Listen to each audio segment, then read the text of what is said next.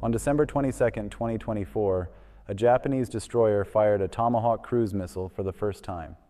The launch happened off the coast of California during a test. The missile flew hundreds of miles and hit its target. There was no press conference, no dramatic announcement, just a brief statement from the Japan Maritime Self-Defense Force confirming the test was successful.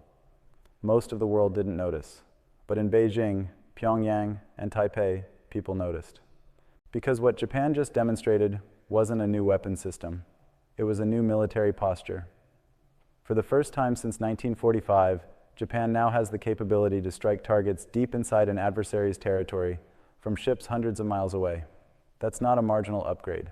That's a fundamental shift in the balance of power in Asia, and it changes the strategic calculus for every major actor in the region. Here's what actually happened. Japan purchased Tomahawk Block 5 cruise missiles from the United States. These are the most advanced variants currently in production, with a range estimated at over 1,000 miles. Some sources suggest closer to 1,500. Japan is integrating them onto its Aegis-equipped destroyers, the Maya class, and the future modified versions of existing destroyers. The missiles will be launched from vertical launch system cells, the same cells currently used for air defense interceptors. The Japan Maritime Self-Defense Force, officially a defensive navy, will now have the ability to conduct offensive strikes at strategic distances. This is unprecedented.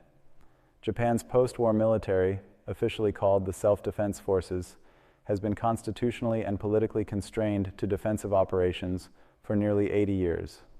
The weapons it fields, the doctrine it trains to, the missions it plans for, all of these have been explicitly oriented around defense of Japanese territory. Japan has anti-ship missiles. It has air defense systems. It has submarines and fighter aircraft designed to protect the home islands. But it has never, until now, fielded a weapon system explicitly designed to strike deep into another nation's territory before that nation attacks Japan. The Tomahawk changes that, and the fact that it's sea-based makes it even more significant. To understand why this matters, you need to understand Japan's security posture since World War II. Article 9 of Japan's Constitution, written under American occupation in 1947, renounces war as a sovereign right and prohibits Japan from maintaining military forces for offensive purposes. The exact interpretation of Article 9 has been debated for decades, but the prevailing doctrine has been that Japan's military exists solely for self-defense. The self-defense forces can defend Japan. They can respond to attacks, but they cannot project power offensively. They cannot conduct preemptive strikes, and they certainly cannot threaten an adversary's homeland with conventional strike capability. This doctrine shaped everything. Japan built one of the most capable navies in Asia, but it focused on anti-submarine warfare, air defense, and sea control, not power projection. Japan developed advanced fighter aircraft, but it didn't develop long-range strike fighters or bombers. Japan's missile inventory was almost entirely defensive, interceptors, anti-ship weapons, and short-range systems. There was a clear line, and Japan stayed on one side of it. That line is now blurred. In 2022, Japan's government formally adopted the concept of counterstrike capability, a doctrinal shift that permits Japan to strike enemy bases if an attack on Japan is imminent or already underway. This was framed as defensive in nature, counterstrike, not preemptive strike, but the practical effect is the same. Japan can now legally and doctrinally justify striking targets inside an adversary's territory. The Tomahawk acquisition is the hardware that makes that doctrine operational. This isn't just a policy tweak. This is Japan signaling that it is no longer content to absorb the first blow and then respond. It's signaling that in a crisis, Japan will have options, and those options include hitting an adversary's missile sites, command nodes, air bases, and naval facilities before they can launch against Japan. The Tomahawk itself is a weapon most people have heard of, but few actually understand in strategic terms. The Tomahawk is a subsonic cruise missile. It's not fast. It flies at around 550 miles per hour, slower than most modern fighter jets. But speed isn't the point. The point is range, precision, and survivability. A Tomahawk launched from a destroyer several hundred miles offshore can fly a circuitous route, avoid radar detection by flying low, adjust its path mid-flight, and strike a target with extreme precision. It uses a combination of GPS, terrain contour matching, and in some variants, imaging infrared seekers to find and hit its target. It can carry a 1,000-pound warhead. It can be reprogrammed in flight through data link if the target moves or if priorities change. The Block 5 variant Japan is acquiring adds network connectivity, better anti-jamming, and the ability to loiter over a target area before striking. These aren't incremental improvements. They're the features that make the Tomahawk effective in contested, GPS-degraded environments against a sophisticated adversary. What makes this strategically significant is that the Tomahawk is sea-based. Japan's destroyers can patrol international waters, remain mobile, stay hidden in the vastness of the Pacific, and launch these missiles from unpredictable locations. An adversary planning a first strike against Japan now has to account for the fact that Japanese destroyers, potentially anywhere in the Western Pacific, could launch retaliatory or preemptive strikes against critical nodes deep inside their territory. That complicates planning, it complicates target lists, and it forces the adversary to dedicate resources to tracking Japanese naval movements and defending targets they previously considered out of reach. This is deterrence through capability. Japan isn't threatening anyone, but it's making clear that any conflict involving Japan will not be limited to Japan's immediate coastline. It will extend to the adversary's homeland, and that changes the risk calculation. The regional implications are substantial, and they're different for each actor. For China, this is a direct challenge to the assumptions underpinning its military strategy in the Western Pacific. China's operational concept for a Taiwan contingency or a conflict with Japan involves overwhelming firepower in the opening hours, destroying air bases, sinking ships, degrading command and control, and achieving fait accompli before the United States and its allies can respond effectively. That strategy assumes Japan's role is defensive, absorbing attacks, defending itself, buying time for U.S. reinforcements. It does not assume Japan can strike back at Chinese military infrastructure on the mainland or at forward bases in the South China Sea. Now Japan can. A Japanese destroyer operating east of Taiwan could launch Tomahawks at Chinese air bases, missile sites, or naval facilities along the coast. It could do this in coordination with U.S. forces as part of a distributed strike campaign, complicating Chinese air defense and forcing them to defend a wider area. This doesn't make Japan equal to China in terms of overall military power, but it forces China to plan for a two-front problem, defending against U.S. strikes from the east and Japanese strikes from the south and east, and to allocate interceptors, early warning assets, and combat air patrol in ways that weren't necessary before. For North Korea, the calculus is even more direct.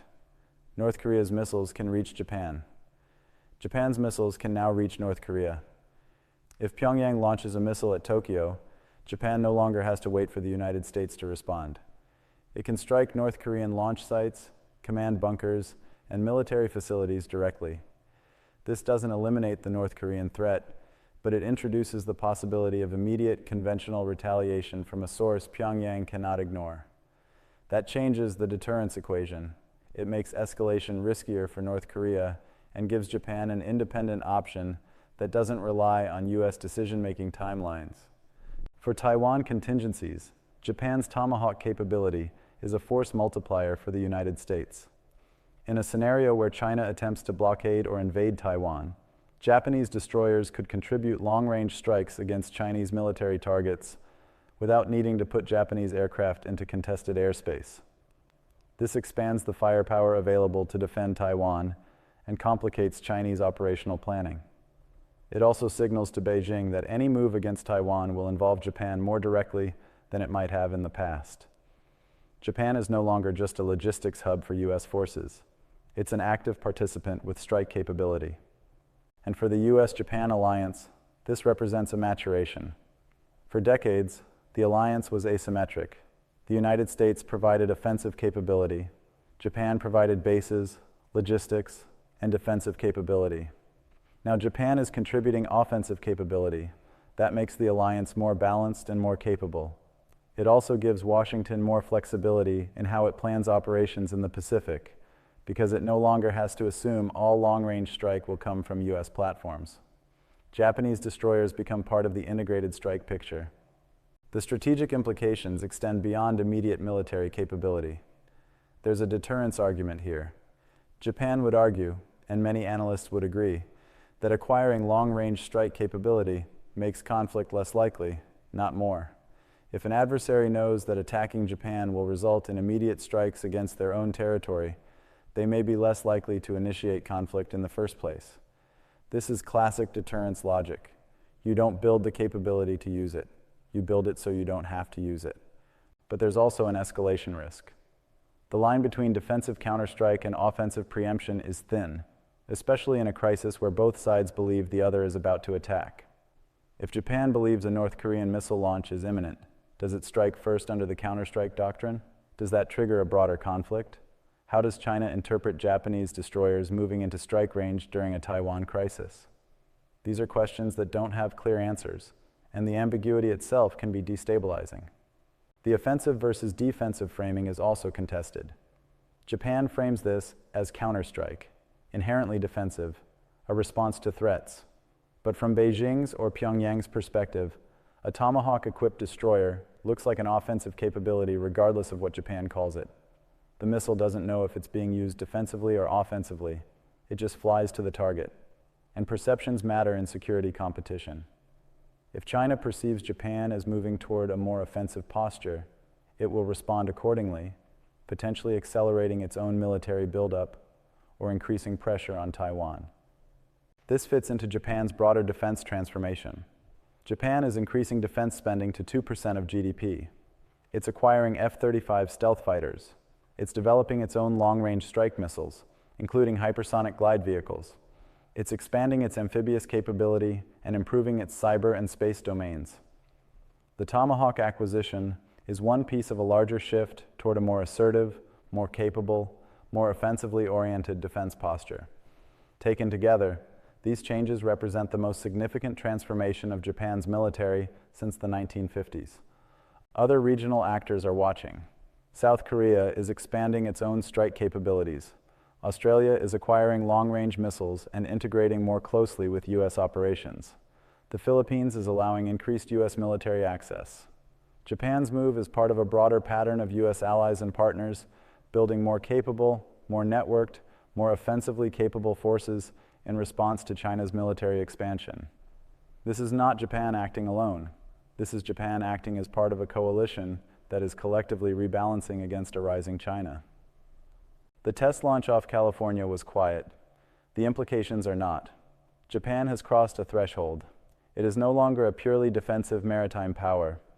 It is a nation capable of projecting long-range conventional strike from mobile, survivable platforms at sea.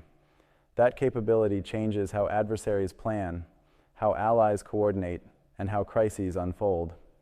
It changes the deterrence calculus in Northeast Asia and the Western Pacific. It introduces new risks and new stability questions, but it also introduces new options for Japan, for the United States, and for the broader network of nations trying to maintain a balance of power in a region where that balance is under increasing pressure.